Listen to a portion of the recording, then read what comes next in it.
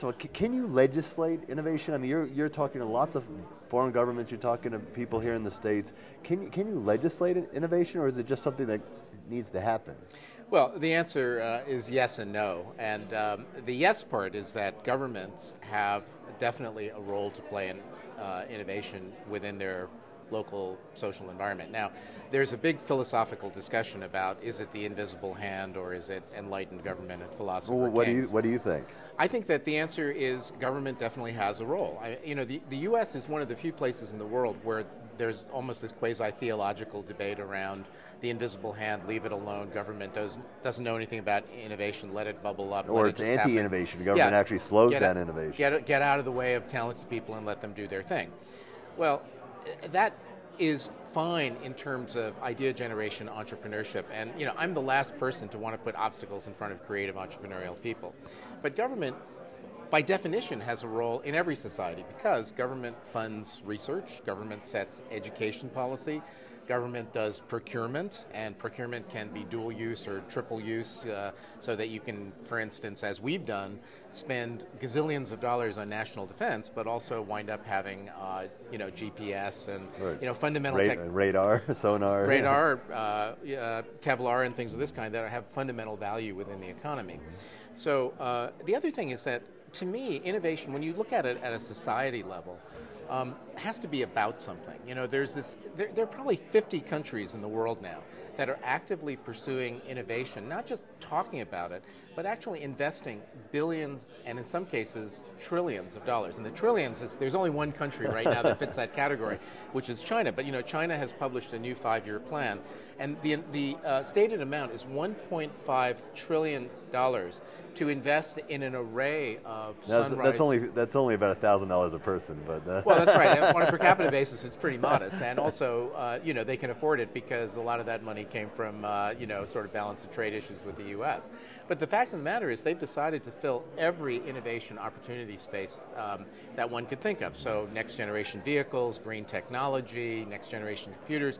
They're not just trying to be good in some areas, they're trying to be good in all the areas. So that's just a benchmark of how much money, how much government attention, how much societal energy is pouring into innovation in many, many different countries. And it's not just China and the U.S., it's Rwanda, it's Chile, it's countries that you wouldn't necessarily associate. Which country do you think right now we can learn from that's doing it right? Not China, but some country we wouldn't expect that's teaching us lessons that we can apply here in the U.S.? Well, there are several small, smart countries that are real good examples of how to achieve significant return on investment from focusing on innovation. So Singapore, for instance, which is a country that at its founding, 50 plus or minus years ago, had really no natural resources. All it had was people and a tiny little bit of land.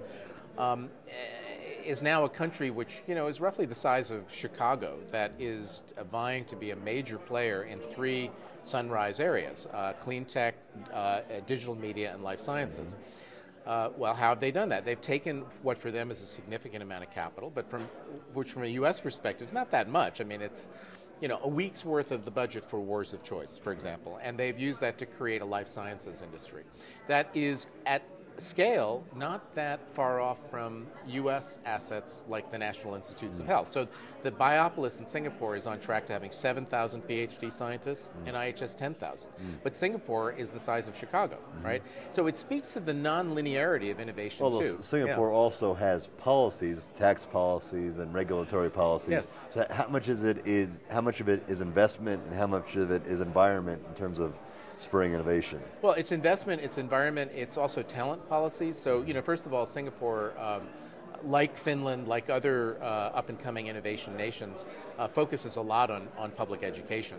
Finland, for instance, which had a stated goal in the early 90s of being a leader in innovation and in public education, didn't have such great public education. Now they're number 1 in the world, and they're a pretty terrific leading innovation-oriented country. So I think the point that I've come to in looking at a lot of different countries is that there's no one-size-fits-all. Different countries are going to have different strategies and different approaches, but you look at the ingredients. What do you need? You need talent. You either attract talent to come to you or you make it. Singapore is a great example of both. They got great education. They have a very, kind of enlightened social fabric where cream can rise to the top. But speaking of their life sciences setup, anybody in the world can apply for a Singaporean support program, and just so long as you go to an elite graduate school like MIT, Harvard, Stanford, Oxford, Cambridge, they'll give you $1 million Singapore dollars, which is actually real money at current exchange rates. That'll pay for your whole education, and as they like to say, it will buy you a BMW, right? And what you have to do is give them an amount of service that's roughly equal to the number of years that you were supported for your education.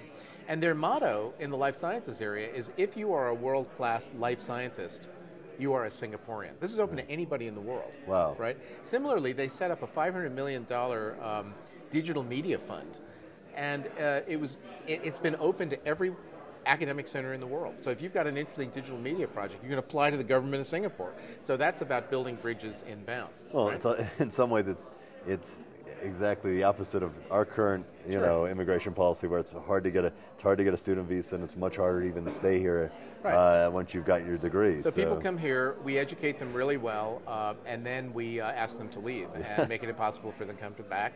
So they go home and they start up companies there, and those companies compete with us. Yeah. It's the opposite of the American dream. My parents came to the United States in 1949 to go to graduate school, and they couldn't wait, to get the house in Long Island, the suburbs, and the nice car, and send me to a good school, and climb the ladder of upward mobility. That's not as available